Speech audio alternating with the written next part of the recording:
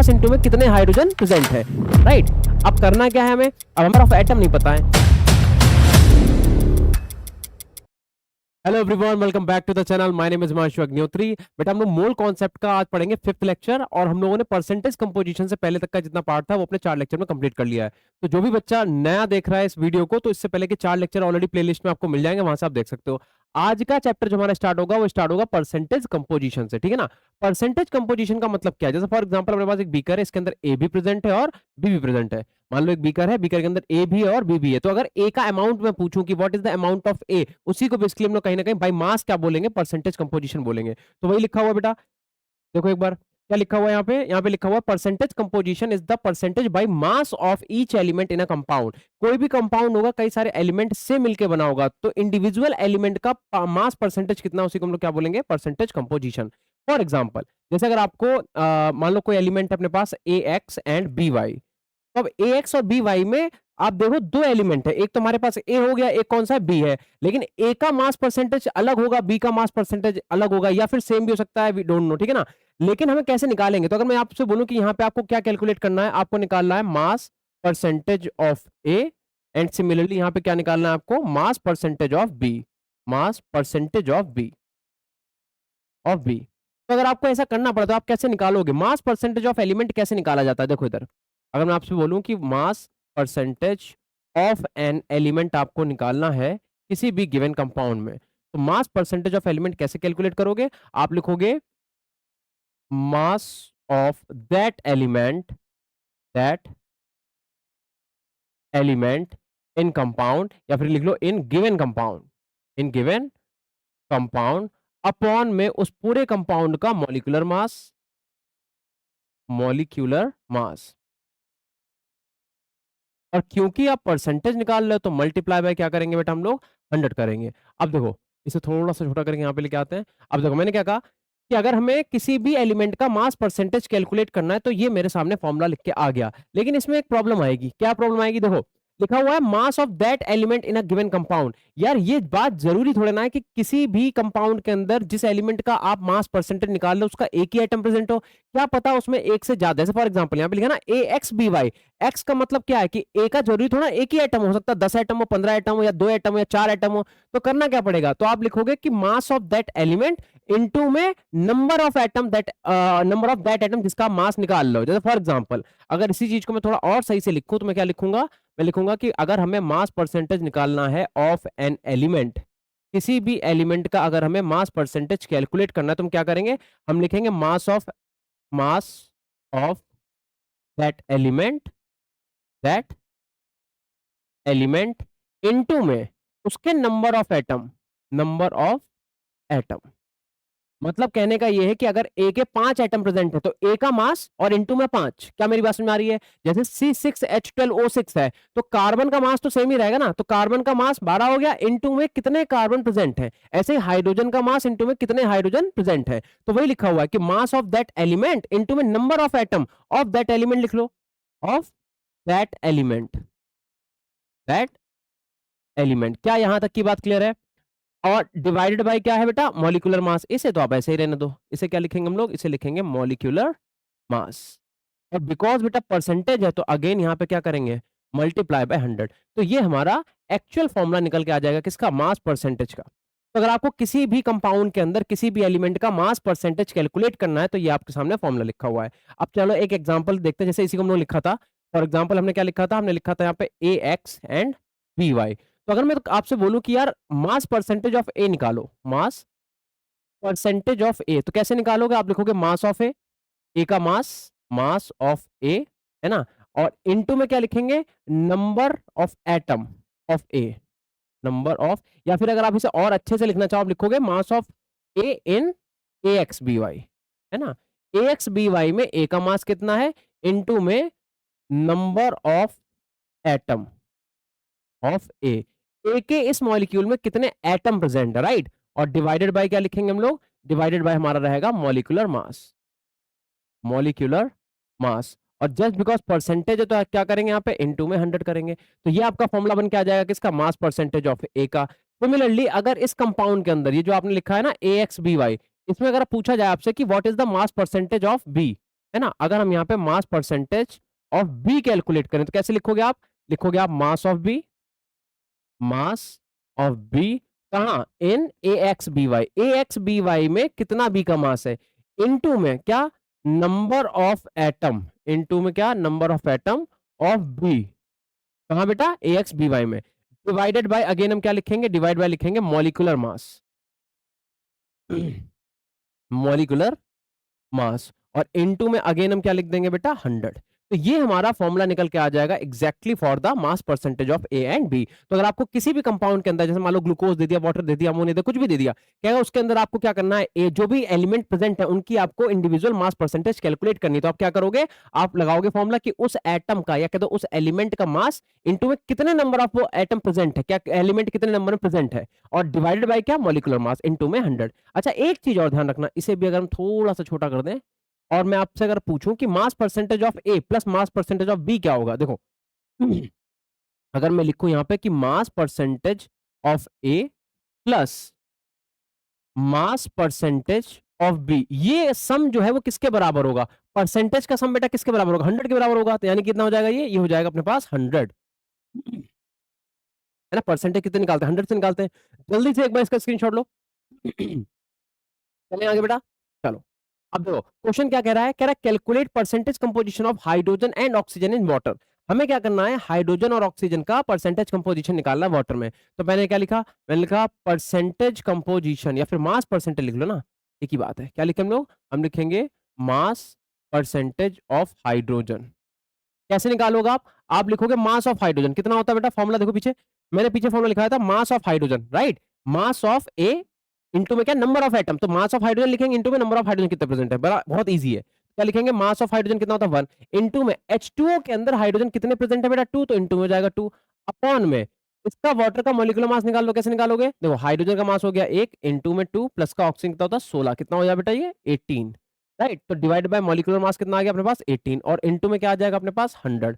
अब इसे सॉल्व कर लो, है ना? सॉल्व करोगे तो 2 9 जा, अब इसे डिवाइड करोगे आएगा 11.11% के आसपास। ठीक है? तो ये हमने क्या करा? ये हमने निकाल लिया मास परसेंटेज ऑफ हाइड्रोजन। सिमिलरली अगर इसी क्वेश्चन में हमें निकालना है मास परसेंटेज ऑफ ऑक्सीजन, तो दो केसेस हैं। तो मैंने आपको बोला कि mass percentage of A plus mass percentage of B किसके बराबर होगा? 100 के बराबर। तो एक तो वो ट्रिक लगा सकते हो आप। आपको ये पता है कि अगर हम लिखें मास percentage of hydrogen plus mass percentage of oxygen, तो ये वैल्यू बराबर है किसके बेटा? 100 के। और आपने किसका कैलकुलेट कर लिया? हाइड्रोजन का। तो कितना? 11.11। तो प्लस अब हमें निकालना क्या है? हमें निकालना है mass percentage of oxygen is equal to क्या है बेटा? ये 100 है, राइट? तो हम क्या करें? अब अगर यहां से हम निकालें मास परसेंटेज ऑफ ऑक्सीजन, तो ये क्या हो जाएगा? 100 और इसे उधर भेज दो तो माइनस में जाएगा। 11.11 कितना आ जाएगा? ये आएगा अप्रोक्सीमेटली 88.89% के आसपास। देखो तो एक तो तरीका ये है कि आपने क्या करा? आपने अरे अरे अरे क्या हो रहा है भाई? देखो अब हो जा, अब हो जा भाई, अब हो जा। तो एक तो हम ये कर सकते हैं कि हमने क्या करा? हमने एक का निकाल लिया, दो ही एलिमेंट थे पूरे H2O में, एक हाइड्रोजन और दूसरा ऑक्सीजन। तो हमने क्या करा? हाइड्रोजन का मास परसेंटेज निकाला और ऑक्सीजन का निकालने के लिए हमने क्या करा? 100 में से हाइड्रोजन का माइनस कर दिया। टोटल 100 था। अब 100 में से 11.11 हाइड्रोजन है, तो बचा हुआ क्या होगा? ऑक्सीजन ही होगा ना। तो मैं क्या करा? 100 आउट ऑफ माइनस कर दिया क्या इसका। या फिर अगर आप फॉर्मूले से भी निकालोगे, मान लो आपने ये वाला फॉर्मूला लगा दिया कि मास परसेंटेज ऑफ ऑक्सीजन, तब भी आपका आंसर सेम ही आएगा। कैसे? अब अपने पास फॉर्मूला क्या होगा कि मास ऑफ हाइड्रोजन कितना होता है बेटा? हाइड्रोजन सॉरी ऑक्सीजन कितना होगा? 16। अब H2O के अंदर ऑक्सीजन कितना? एक, तो इंटू में हो गया 1, यानी कि नंबर ऑफ एटम कितना हो गया? 1 अपॉन में कितना आ जाएगा? 18 इंटू में कितना आ जाएगा? 100। आप इसे एक बार सॉल्व करके देखना, आपका 88.89% ही आएगा। ठीक है ना? तो आपके पास दो तरीके हैं। अगर आपके पास दो एलिमेंट है, अगर तीन होते तब क्या करते? तो कुछ नहीं करते, दो का निकालते और 100 में से उन दोनों का सम करके माइनस कर देते। फॉर एग्जाम्पल जैसे यहाँ पे देखो, अब इसमें कह रहा है calculate percentage composition of carbon hydrogen and oxygen in glucose. अब ग्लूकोज का मॉलिक्यूलर फॉर्मूला क्या होता है बेटा? देखो C6H12 एंड O6। अब हमें करना क्या है? इसके अंदर हमें क्या करना है? कार्बन हाइड्रोजन और ऑक्सीजन का परसेंटेज कंपोजिशन निकालना है। तो मैं क्या लिखूं? मैं लिखूंगा मास percentage of carbon, mass percentage of carbon. कैसे निकालेंगे बेटा? कार्बन का मास कितना होता है? 12। कितने कार्बन है इसके अंदर? 6 अपॉन में मॉलिक्यूलर मास। वैसे तो याद कर लेना कुछ-कुछ के, जैसे अमोनिया तुम्हारा क्या नाम है, अमोनिया नहीं, अमोनिया तो 17 हो गया, वाटर का तुम्हारा 18 हो गया और यूरिया का 60 हो गया। ऐसे तुम्हारा ग्लूकोज़ का कितना होता है 180 होता है और शुगर का याद कर लो 342 होता है ना? तो कुछ तो याद ही कर लो, नहीं तो निकाल लो। कैसे निकालेंगे बेटा देखो, कार्बन का मास कितना होता है 12, कितने कार्बन है 6 प्लस हाइड्रोजन का मास कितना होता है 1, कितने कार्बन है 12 प्लस ऑक्सीजन का मास कितना होता है 16 इंटू में 6। जब आप इसे सॉल्व करोगे तो आपका आ जाएगा 180, ठीक है ना? तो अपॉन में कितना आ गया? अपॉन में आ गया अपने पास 180 एंड यहाँ पे क्या आ जाएगा 00। इससे ये कैंसिल 2 6 जा 12 और 2 9 जा 18 और ये कितना आ गया? ऊपर आ गया 36, नीचे क्या आ गया 9 और इनटू में क्या चल रहा है 10। 9 4 जा 36, तो कितना आ गया 4 और 10 की मल्टीप्लाई करके कितना है 40। तो यानी कि कार्बन का जो परसेंटेज निकल के आया कितना आ गया 40%। अब जैसा आपने कार्बन निकाला, क्या हम हाइड्रोजन का निकाल सकते हैं? बिल्कुल निकाल सकते हैं। तो इधर देख लो, अब हम क्या लिखेंगे? हम लिखेंगे मास परसेंटेज ऑफ हाइड्रोजन। देखो जैसे ये निकाला बिल्कुल वैसे निकालो। क्या लिखोगे? Mass of hydrogen. Mass of hydrogen कितना होता है बेटा 1। कितने हाइड्रोजन है इसके अंदर 12, तो क्या लिखेंगे इनटू में 12 अपॉन में मॉलिक्यूलर मास एक ही बार निकालना, आपको ऑलरेडी निकाल चुके हो कितना 180 और इधर क्या हो जाएगा बेटा अपने पास 100। जब इसे आप सॉल्व करोगे तो ये कितना आ जाएगा? ये 12 9 से 2 से काट दो, 2 6 जा 12 और 2 9 जा 18, 3 से काट दो, 3 3 जा 9 हो गया और 3 2 जा 6 हो गया। अब कितना आ गया 1 पॉइंट, तो ये सॉल्व करोगे तो हमारे पास आएगा 6.66% के आसपास, है ना? जब इसे तुम सॉल्व करोगे तो आएगा अपने पास 6.6% के आसपास, राइट? अब करना क्या है हमें? अब हमें ये करना है कि अगर हमें बचा क्या, देखो कार्बन का तुमने निकाल लिया, हाइड्रोजन का निकाल लिया, ऑक्सीजन का निकालना है। तो आप ये कर सकते हो कि जब आप मास परसेंटेज निकालो, मास परसेंटेज ऑफ ऑक्सीजन, तो कैसे निकालोगे? टोटल कितना होता है बेटा? टोटल होता है हमारे पास 100, राइट? तो हम क्या लिखेंगे? टोटल में हो गया 100, 100 से माइनस कर दो, क्या क्या माइनस करेंगे? हम लिखेंगे कि mass percentage of carbon plus mass percentage of hydrogen जो आपने निकाला है, ठीक है ना? अच्छा, तो उससे होगा क्या कि ये अपने पास आ गया टोटल कितना 100 माइनस का कितना था? कार्बन का था 40% और प्लस हाइड्रोजन का हमने क्या कैलकुलेट करा 6.66% होगा। तो एक बार ले लो, कोई दिक्कत नहीं।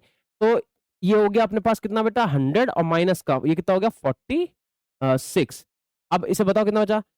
बचा 54 समथिंग बचा ना, 54 पॉइंट समथिंग, 54.6 आएगा तो यहाँ पे 4 ही लगा लो। इतने परसेंट आपका आ जाएगा क्या? ऑक्सीजन का मास, ठीक है ना? तो अगर आपको मास परसेंटेज निकालना है of each element in a given compound तो आप इस तरीके से निकाल सकते हो।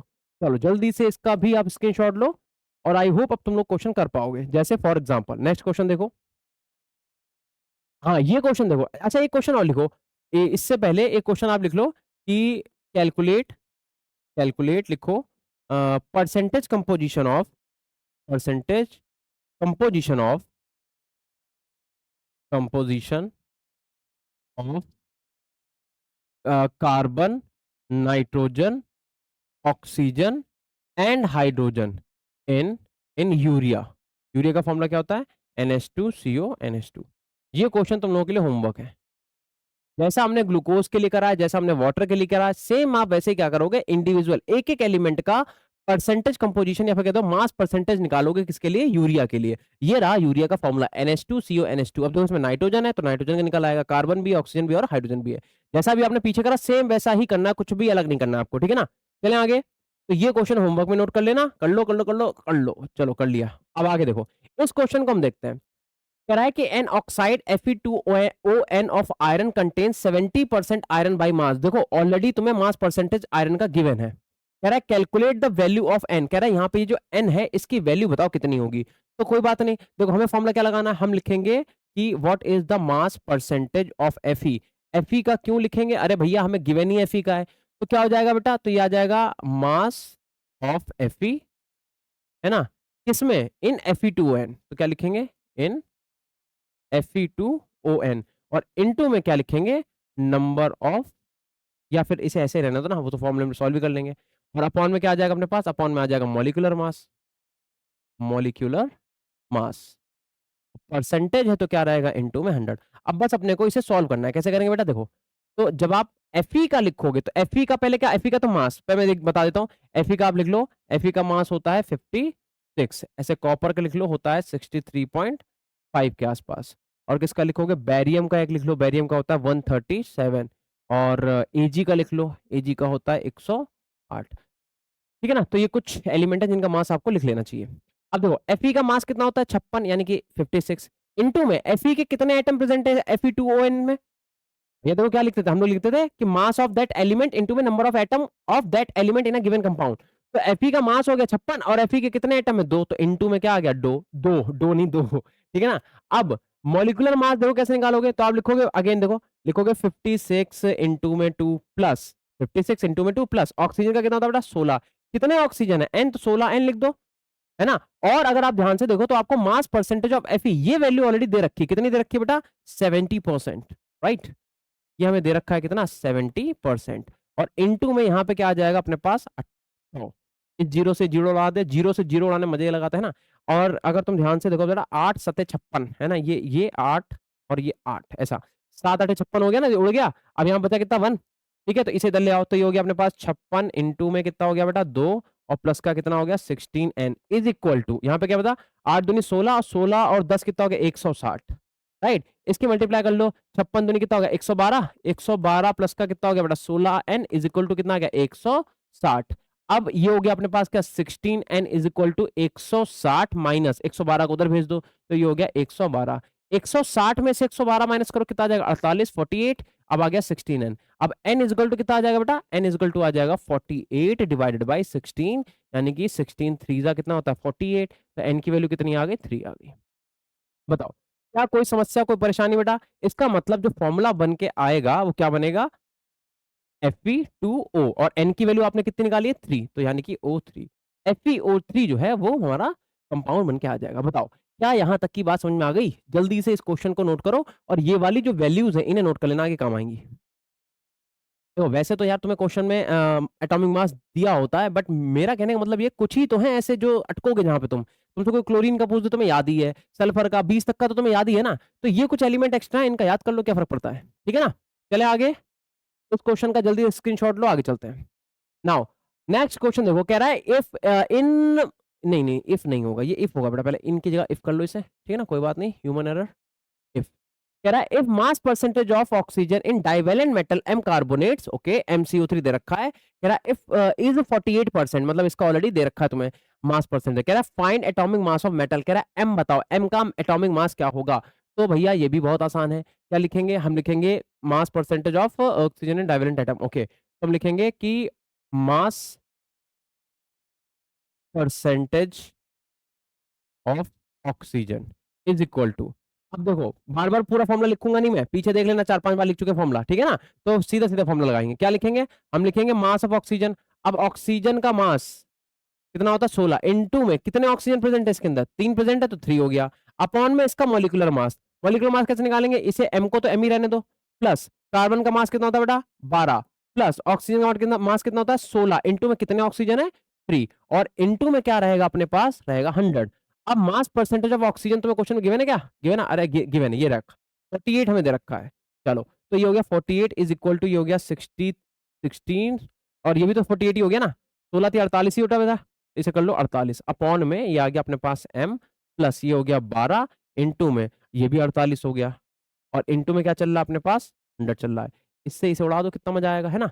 बचा क्या अपने पास, अब अपने पास बचा इधर 1 और इधर क्या बचा अपने पास, इधर बचा 100 अपॉन में m प्लस 48 12 कितना हो गया 12 50 60, है ना, ये हो गया अपने पास 60। ठीक है, इन दोनों को ऐड कर लो 60 हो गया। यार ये ऐड होगा पहली बात तो, यहाँ पे मैंने बाय मिस्टेक लिख दिया क्योंकि यहाँ पे प्लस था ना, देखो यहाँ पे मल्टीप्लाई लिख दिया था। इतना हो गया, अब m प्लस 60 इधर भेज दो, तो क्या हो गया अपने पास m प्लस 60 इधर चला गया तुम्हारे पास, तो m plus 60 is equal to कितना आ गया अपने पास 100, सही है ना। देन उसके बाद क्या करेंगे m इज इक्वल टू क्या करेंगे 60 को माइनस में भेज दो, तो 100 माइनस का 60 यानी कि कितना बचेगा 40।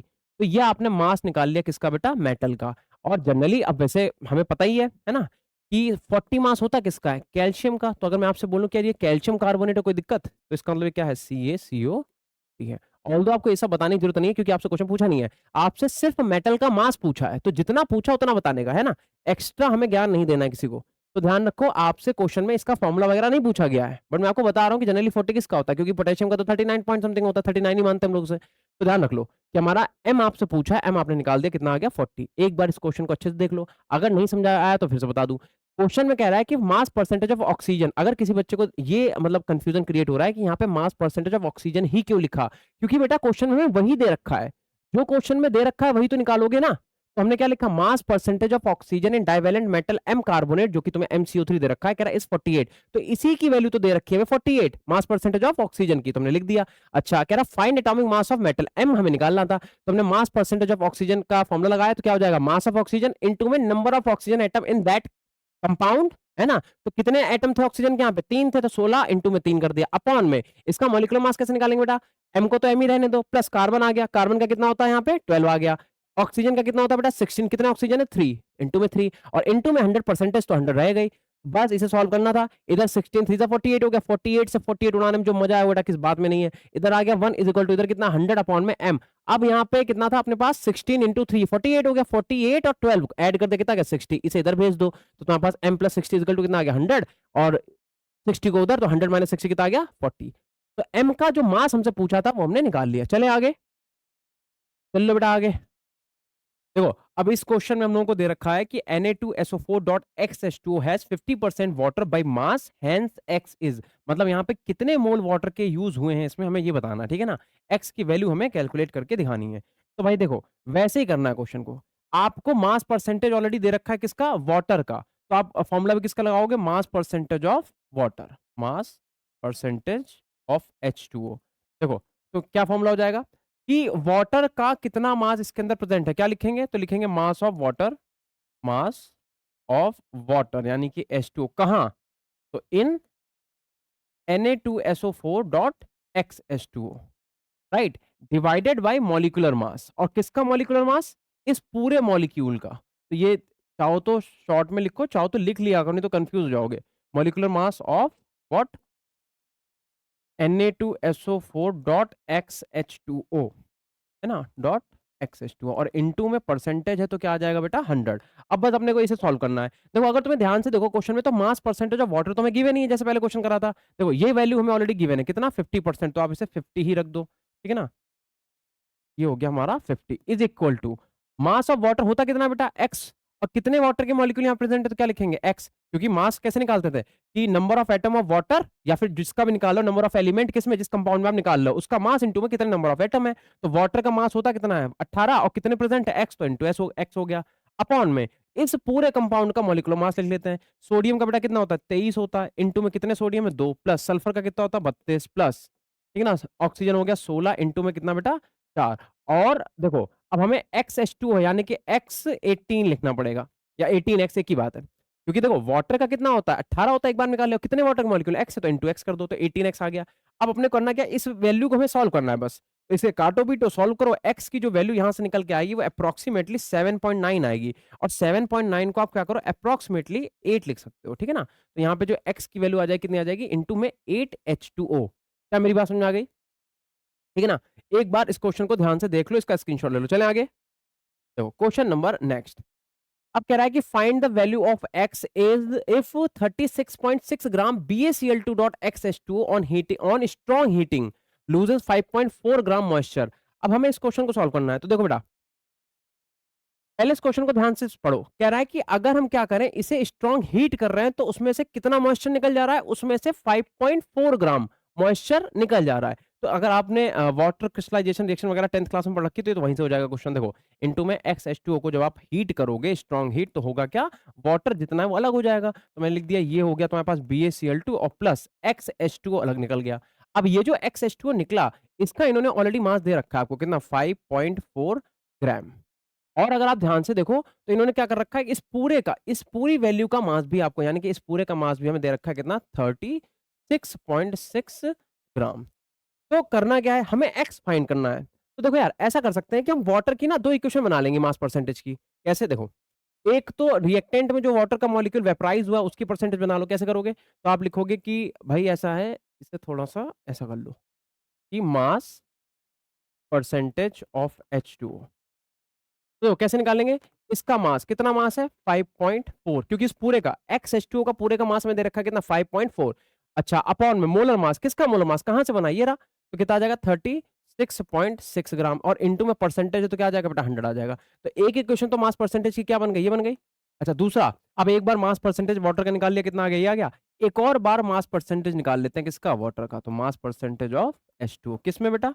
एक इस बार इसमें निकाल लो, ये वाला जो मॉलिक्यूल है। कैसे निकालोगे? तो कैसे निकालते हैं? मास ऑफ वाटर कितना मास है? 18 इनटू में कितने नंबर ऑफ पार्टिकल वाटर के यहाँ पे x है, तो इनटू में x हो गया, अपॉन में, अपॉन में इस पूरे का मोलर मास, ये कहते हैं मॉलिक्यूलर मास। कैसे निकालेंगे? देखो, तो मैंने लिखा कि BaCl2 प्लस का कितना है? डॉट का XH2O, राइट? डॉट यहाँ पे क्या है? XH2O। अब इसे सॉल्व कर लो। देखो बैरियम का बेटा होता है 137, कितना? 137। तो इसे सॉल्व करो तो ये हो गया 137 प्लस का ये हो गया 35 क्लोरीन का, 35.5 इंटू में कितना आ गया? 2। और XH2O का मतलब कितना आ जाएगा? 18 इंटू में x। इसे सॉल्व कर लो तो 35.2 इंटू कितना? 71 आ गया। 71 और 100 कितना हो गया? 208। तो ये हो गया 208 प्लस का कितना? 18x। इस पूरी वैल्यू को उठा के एज इट इज यहाँ पे रख देते हैं, तो कितना आ जाएगा? ये क्या आ जाएगा अपने पास? 208 और प्लस का कितना? 18 इंटू में x। ये हमारे पास आ गई इक्वेशन नंबर 2। अब हमें करना क्या है? देखो दोनों इक्वेशन को, जो आपने पहली और दूसरी बनाई, इसे इक्वेट कर दो बस। तो ये भी मास परसेंटेज है, ये भी मास परसेंटेज, दोनों वाटर का ही है, तो इक्वेट कर दो तो क्या आ जाएगा? मैं लिख दूं, यहाँ पे लिख दूं फ्रॉम 1 एंड 2। फर्स्ट और सेकेंड इक्वेशन से हमें क्या मिल रहा है? हमें मिल रहा है 5.4 अपॉन में क्या? 36.6 इंटू में 100 इज इक्वल टू कितना आ जाएगा? यहाँ पे आ जाएगा 18x अपॉन में 208 प्लस का 18। अच्छा देखो, हम लोगों ने यहाँ पे 100 से मल्टीप्लाई नहीं करी है ना, तो यहाँ पे हमें 100 से, क्योंकि मास परसेंटेज है तो आपको यहाँ भी 100 से तो मल्टीप्लाई करनी ही पड़ेगी, तो यहाँ पे भी आ जाएगा इंटू में क्या? 100। इससे ये पूरा कैंसिल। अब देखो 18 वन जा 18 और 18 थ्री जा 54, पॉइंट से वाला पॉइंट उड़ा दो, हटा दो, ठीक है ना? ऊपर कितना आ गया? 3। अब 3 से कैंसिल कर दो तो 3 वन जा 3, 3 टू जा 6, 3 टू जा 6, 122। और यहाँ पे देखो x बचा, तो 122 और इंटू एक्स किधर? और इधर आ जाओ, तो ये हो जाएगा अपने पास 122x इज इक्वल टू कितना बचा अपने पास? 208 और प्लस का 18, और यहाँ पे 18 के साथ x भी होगा, है ना? 18, तो यहाँ पे आ जाएगा 18x। अब इसे सॉल्व करना है बस अपने को, तो क्या करें? 18x को इधर ले आओ, या 18x को इधर क्यों लेके आओ? 122 में, हाँ सही तो है। 122x माइनस का कितना आ जाएगा? 18x इज इक्वल टू कितना आ जाएगा? 208। 122 में से 18 कितना बचा? 104। तो ये हो गया 104x इज इक्वल टू कितना आ जाएगा? 208। तो पूरा पूरा कैंसिल ही हो जाएगा बेटा। अब यहाँ से x की वैल्यू निकाल लो। 104 दूनी कितना होता है? 208। तो यहाँ पे x की वैल्यू कितनी आ गई? 2। इसका मतलब आप ये जो लोगे BaCl2 डॉट XH2, तो यहाँ पे x की वैल्यू कितनी निकल के आ जाएगी? 2। तो फॉर्मूला क्या बन जाएगा अपने पास? BaCl2 dot 2H2O। क्या बनेगा? BaCl2 dot 2H2। ये हमारा फाइनल फॉर्मूला निकल के आ जाएगा, ठीक है ना? चलें आगे बेटा। क्या इतनी ही बात समझ में आ गई? चलें आगे, चलो क्वेश्चन नंबर नेक्स्ट देखते हैं। अच्छा क्वेश्चन नहीं, अब अपने पास है टॉपिक। कह रहा है calculation of minimum molecular mass. Minimum molecular मास क्या होता है? देखो, तो मिनिमम मॉलिक्यूलर मास का मतलब ये है कि कोई भी अपने पास जो मॉलिक्यूल या कंपाउंड होगा, तो उसका मिनिमम मॉलिक्यूलर मास कितना लेना चाहिए, कितना होना चाहिए। तो अगर हमें नहीं मालूम है, मान लो कोई आयरन का कंपाउंड, इसके अंदर आयरन है, तो हमें नहीं पता उसके अंदर आयरन के कितने पार्टिकल प्रेजेंट हैं, तो हम क्या करते हैं? हम लोग उसमें नंबर ऑफ पार्टिकल को मिनिमम मान के चलते हैं, कितना? 1। बस इतना ही सा है, कोई बहुत बड़ा टॉपिक नहीं है। तो देखो मिनिमम मॉलिक्यूलर मास क्या होगा? Number of atom should be minimum. और मिनिमम नंबर ऑफ एटम होंगे कितने? या तो क्वेश्चन में ये बात आपको गिवन होगी कि इतने नंबर हैं, और नहीं अगर गिवन है तो आपको करना क्या है? आपको 1 मान के चलना है, दैट्स इट, है ना? बहुत ज्यादा तो नहीं क्वेश्चन आते, लेकिन आते हैं।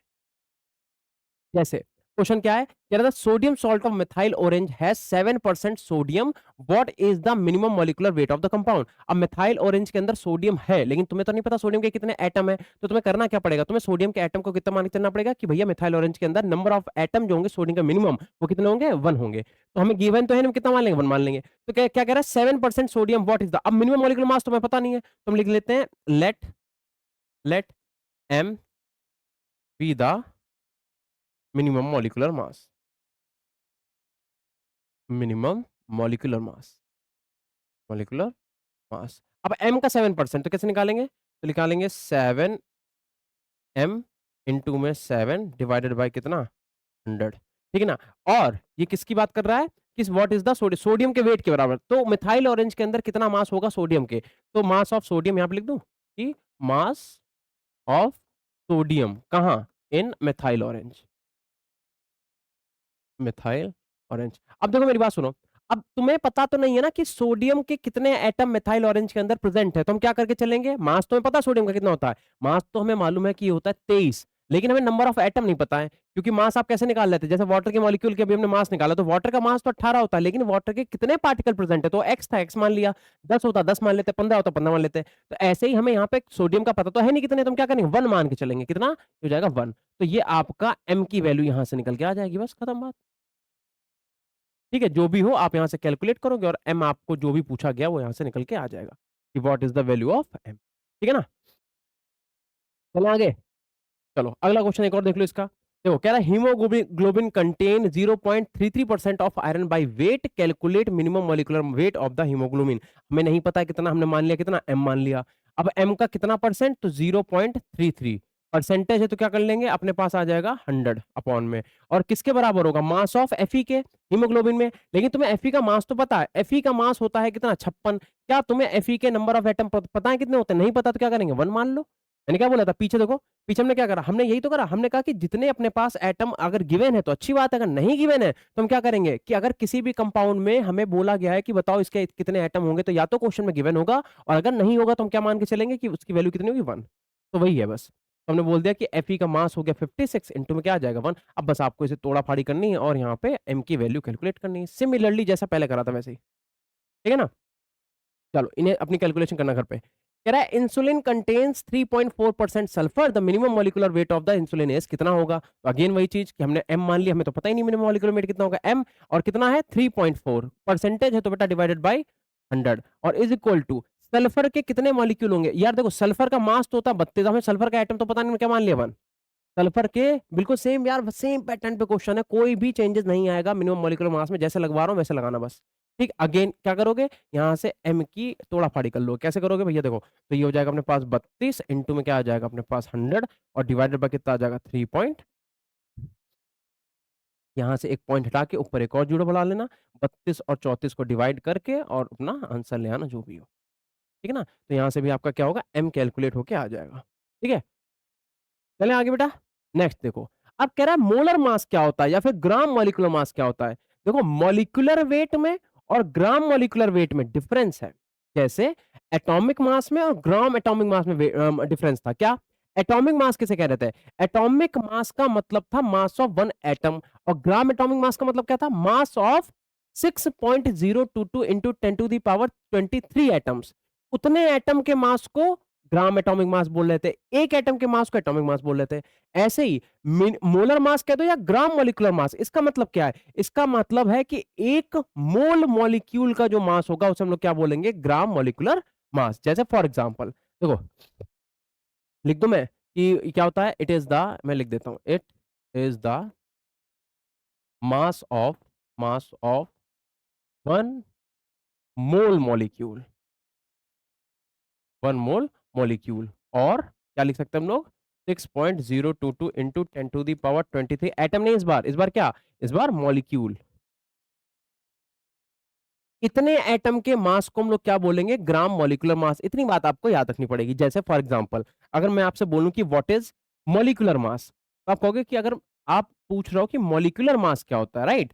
मॉलिक्यूलर मास, तो मॉलिक्यूलर मास का मतलब हो गया एमएमयू। क्या? MMU.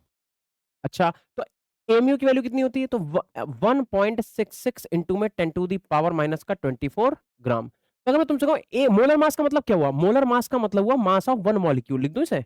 Mass of one molecule. एक मॉलिक्यूल, एक मॉलिक्यूल के मास को हम लोग क्या बोलेंगे? इतना बोलेंगे। अगर तुमसे कहे 10 मॉलिक्यूल के मास बनाओ, तो 10 नंबर इंटू 10 कर देंगे। मेरी बात सुनो, एक मॉलिक्यूल का मास कितना होता है? एमएमयू होता है, मतलब कि एम इंटू में 10। तो मैं कह रहा हूं कि अगर हमसे कहें 10 मॉलिक्यूल का मास बताओ कितना होगा, तो 10 नंबर इंटू 10। हमसे कहते हैं 20 मॉलिक्यूल का मास बताओ, तो 10 नंबर इंटू 20। हमसे कोई कहे 36 मॉलिक्यूल का मास बताओ, तो 10 नंबर इंटू क्या हो जाएगा? 36 का मतलब होता है 36। लेकिन हमसे कोई कहता है कि यार एक काम करो, mass of, for example mass of क्या बताओ आप? 6.022 into 10 to the power 23 molecules. इतने मॉलिक्यूल्स का मास बताओ। नहीं, मेरी बात समझे। देखो ये एक मॉलिक्यूल का मास है, हमसे 10 का पूछेगा तो 10 नंबर मल्टीप्लाई बाय 10, इसका 26 का पूछेगा तो 10 नंबर मल्टीप्लाई बाय 26। हमसे कहा इतने आइटम का बताओ, तो 10 नंबर मल्टीप्लाई बाय 10 नंबर, है ना? ये तो करेंगे। तो क्या लिखेंगे कि m इंटू में 1.66 into 10 to the power minus का 24, और इंटू में क्या बेटा? अवोगैड्रो नंबर, यानी कि 6. 022 इंटू 10⁻23। और आपको ये कैलकुलेशन बहुत अच्छे से आती है कि इतनी वैल्यू जो होती है वो क्या होती है बेटा, वही हमारी होती है 1। तो यानी कि अगर आपसे कहा जाए मास ऑफ इतने मॉलिक्यूल, और अगर मैं इसी को लिख दूं कि ग्राम, क्या, ग्राम मॉलिक्यूलर मास, तो कोई दिक्कत है क्या? इसी को तो बोलते हैं हम लोग क्या, ग्राम मॉलिक्यूलर मास। कितना निकल के आएगा? 1 ग्राम। क्या मेरी बात समझ में आ रही है? जल्दी बताओ। ठीक है ना? थोड़ा सा कोल्ड हो गया है, हमें कोई बात नहीं, इधर देखो। जैसे अगले पन्ने पे चले क्या, देखो आगे आगे जगह है क्या? नहीं है। देखो यहाँ पे फॉर एग्जांपल इसी को थोड़ा सा उधर करते हैं, जगह नहीं है, इसे छोटा कर लेते हैं थोड़ा सा, ठीक है ना? यहाँ पे देखो, मैं बहुत ध्यान से एक चीज समझो, इसे अपने को समझना है, ठीक है, रटना नहीं है। जैसे अगर मैं तुमसे कहूँ कि बेटा बताओ एटॉमिक मास क्या था, याद है? अगर मैं आपसे पूछूं कि व्हाट इज एटॉमिक मास, तो आप कहते थे सर एटॉमिक मास का मतलब होता है मास ऑफ वन एटम। एक एटम के मास को हम लोग क्या बोले थे? Atomic mass. और ये वैल्यू थी कितनी, याद है? इसे हम लोग बोलते थे ए इंटू में एमयू। अब हमें यार देखो एमयू की वैल्यू पता है, तो या तो हम इसे ये लिखेंगे, और या तो हम क्या लिखेंगे, या तो हम इसे लिखेंगे ए इंटू में व्हाट, 1.66 इंटू 10⁻⁻24 ग्राम। ये एक एटम की बात हो रही है।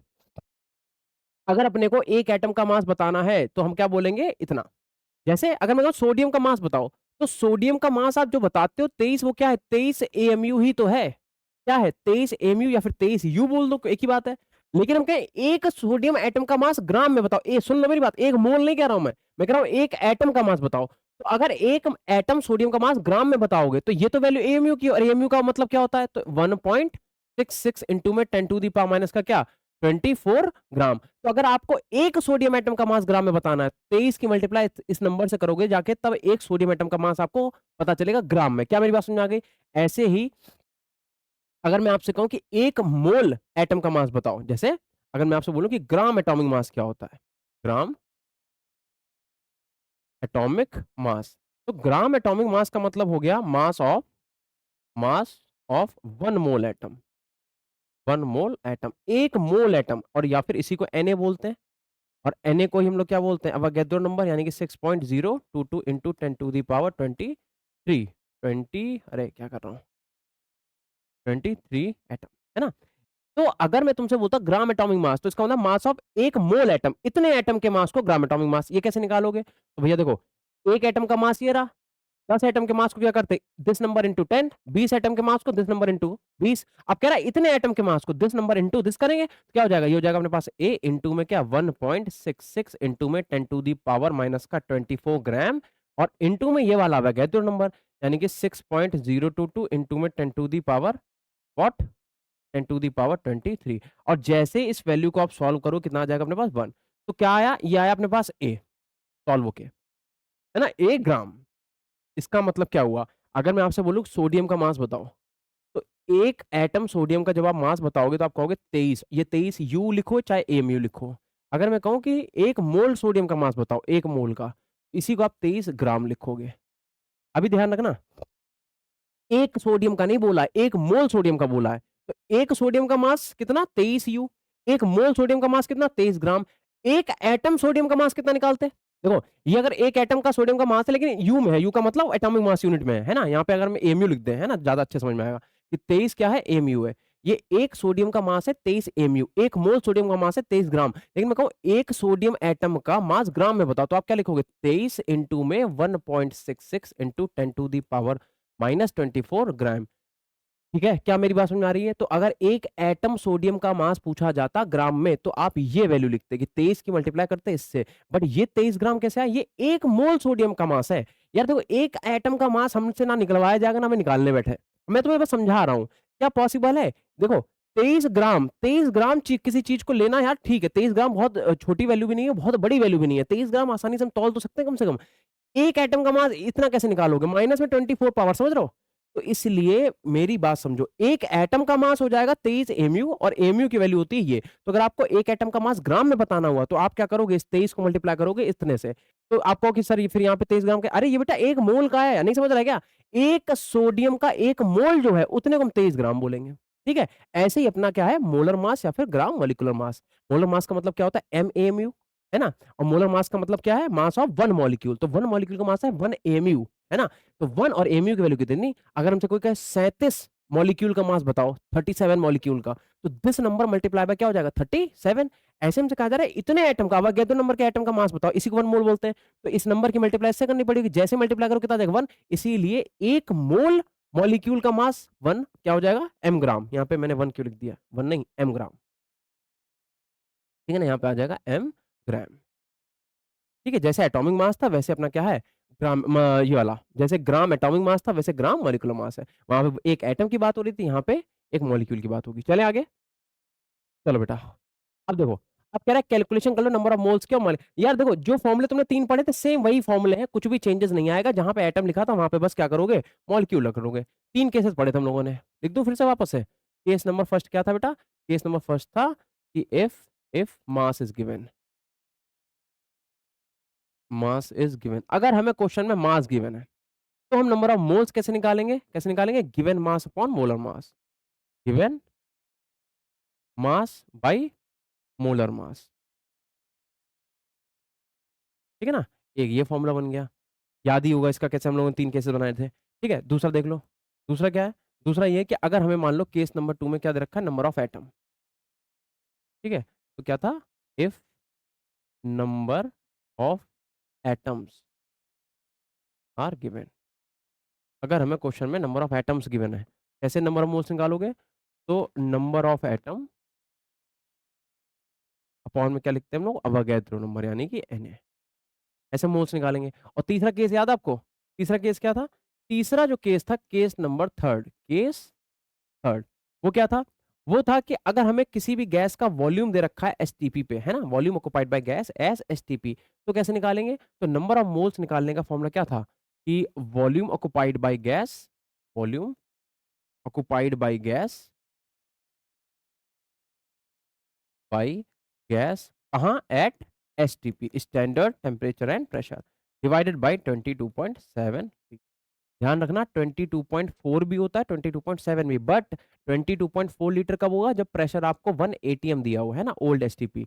और अगर आपको 22.7 लीटर मतलब ये न्यू एसटीपी, इसका मतलब क्या है, प्रेशर आपको दे रखा होगा 1 बार में। और तीसरा केस क्या था कि अगर हमें volume is given, is given. क्या मेरी बात समझ आ गई, तो ये नंबर ऑफ मोल्स के अपने पास 3 फॉर्मूले हैं। अच्छा, इसका वाला करके दिखाना जरूरी क्या है, वो भी कर लेना। भाई देखो, अगर मैं इधर लिख दूं कि इधर लिख दो मोलर मास, मोलर मास, और इधर लिख दो number of moles, number of moles, ये करा चुके हैं ना उसी चीज को। जैसे for example M gram, M gram को हम क्या कह रहे हैं, एम ग्राम को 1 मोल बोल रहे हैं। जैसे कि अभी सोडियम का 23 ग्राम 1 मोल के बराबर था ना, तो 23 ग्राम किसके होगा, 1 मोल के। मैं कहूँ 1 ग्राम बताओ, तो 1 ग्राम के लिए क्या करेंगे हम लोग, 1 बटे एम, ये तो करेंगे। अगर एम ग्राम का 1 मोल, 1 ग्राम कैसे निकालेंगे, 1 बाई एम मोल्स हो जाएगा।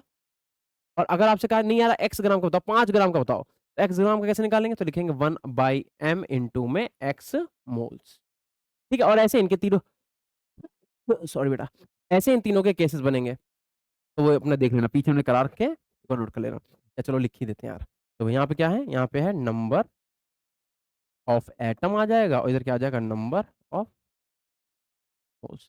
नंबर ऑफ एटम का मतलब Na, Na किसके बराबर होता है, Na बराबर होता है 1 मोल के। Na का मतलब अवोगैड्रो नंबर किसके बराबर, 1 मोल के बराबर है ना, तो Na बराबर है 1 मोल के। हम कह रहे हैं एक एटम बताओ किसके बराबर होगा, तो ये हो जाएगा 1 अपॉन Na के, 1 अपॉन Na मोल्स के। हम तो कह रहे हैं यार 10 एटम यानी कि Y एटम बताओ, तो Y किसको हो जाएगा, 1 अपॉन में Na, और इनटू में क्या आ जाएगा, Y आ जाएगा। ठीक है, ऐसे इसका देख लो, इधर हमें क्या है वॉल्यूम, और इधर क्या है नंबर ऑफ मोल्स। अब देखो, अगर मैं बोलूं कि तुमसे 22.7 लीटर किसके बराबर है, तो ये 1 मोल के बराबर बेटा। हम कहते हैं 1 लीटर बताओ किसके बराबर होगा, तो ये हो जाएगा 1 अपॉन में क्या, 22.7 लीटर के। हम कहते हैं जेड लीटर बताओ, तो क्या हो जाएगा 1 अपॉन में 22.7, और इंटू में क्या आ जाएगा जेड लीटर। ठीक है, जल्दी से देखो एक बार इसे, स्क्रीनशॉट लो, चले आगे, चलो। तो अब क्वेश्चंस हैं, कर लोगे। कह रहा है नंबर ऑफ मोल्स निकालो, तो क्या दे रखा है, ग्राम, ग्राम का मतलब मास दे रखा है, मास दे रखा है, तो फॉर्मूला कैसे निकालते हैं, नंबर ऑफ मोल्स कैसे निकालोगे, given mass upon molar mass. Given mass कितना दे रखा है बेटा अपने को, 128। अब इसका मोलर मास निकाल लो। सल्फर का कितना होता है बेटा, सल्फर का होता है 32, प्लस ऑक्सीजन कितना होता है 16, और 16 इंटू 2 कितना हो जाएगा, 32 ही हो जाएगा, 64, डिवाइड कर देना।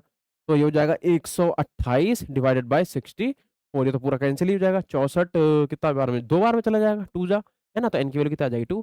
ऐसे इसका निकाल लो। अब यहाँ पे देखो क्या दे रखा है, यहाँ पे आपको नंबर ऑफ एटम्स दे रखे हैं, मॉलिक्यूल्स मतलब दे रखे हैं, एटम मत बोल देना यार, मॉलिक्यूल्स। अब हम लोग क्या पढ़ रहे हैं, मॉलिक्यूल्स के नंबर ऑफ मोल्स पढ़ रहे हैं। तो यहाँ पे इतने मॉलिक्यूल्स दे रखे हैं, तो क्या हो जाएगा अपने पास, तो एन की वैल्यू जब निकालो, क्या नंबर ऑफ एटम जितने गिवन है, कितने दे रखे हैं, 24.088 इंटू में 10 टू दी पावर कितना 20, और अपॉन में अवगाद्रो नंबर यानी 6.022 इंटू 10 टू दी पावर कितना 23। इससे ये कैंसिल, 6 दूनी यानी नहीं, 6 चौक 24, 4 आ गया ना। तो एन की वैल्यू कितनी आ गई अपने पास, 4। एक चीज देख लो पीछे, अगर एटम कहीं लिख दिया हो मैंने, कहीं लिखा है, ये देखो ये गड़बड़ हो गया बेटा, नंबर ऑफ एटम नहीं हो सकता। अब हम लोग मॉलिक्यूल की बात कर रहे हैं बेटा, तो यहाँ पे क्या आएगा, मॉलिक्यूल आएगा। ठीक है, तो बस यहाँ पे क्या कर लोगे, if number of molecules are given, और यहाँ पे भी क्या लिखना, नंबर ऑफ मॉलिक्यूल्स। एटम की बात थोड़ा ना कर रहा हूँ। ठीक है बेटा, चले आगे, चलो ठीक है। तीसरा केस देख लो। अब यहाँ पे तुम्हें क्या दे रखा है, यहाँ पे तुम्हें लीटर है तो मतलब वॉल्यूम दे रखा है, थर्ड वाला केस लग जाएगा क्या, जितना वॉल्यूम दे रखा है यानी कि 136 पॉइंट में 22 अपॉन में कितना करते हैं हम लोग, 22.7। इसे सॉल्व कर लोगे, आपका मोल्स यहाँ से आ जाएगा। तो ये बिल्कुल वैसा वाला ही मोल्स हमने कैलकुलेट करा है जैसा नंबर ऑफ एटम के केस में करा था, बट वहां पे मैं क्वेश्चन में नंबर ऑफ एटम्स गिवन थे। अब यहाँ पे देख लो, हमें यहाँ पे नंबर ऑफ मॉलिक्यूल्स गिवन है, बस इतनी सी बात है, कुछ भी अलग नहीं है। ठीक है, तो आई होप आपका ये वीडियो अच्छे से आपको समझ में आ गई होगी। इसका एक लेक्चर या 2 लेक्चर और हैं, उसमें पूरा चैप्टर हम लोग फिनिश कर लेंगे। ठीक है, फिलहाल के लिए अगर आपको इसका स्क्रीनशॉट ले लो, और इस वीडियो को यहीं पे एंड करते हैं। ठीक है, नेक्स्ट लेक्चर आपका 1-2 दिन में जल्दी से आपका अपलोड हो जाएगा, उसे आप देख लें। ठीक है, चलिए, thank you so much, bye.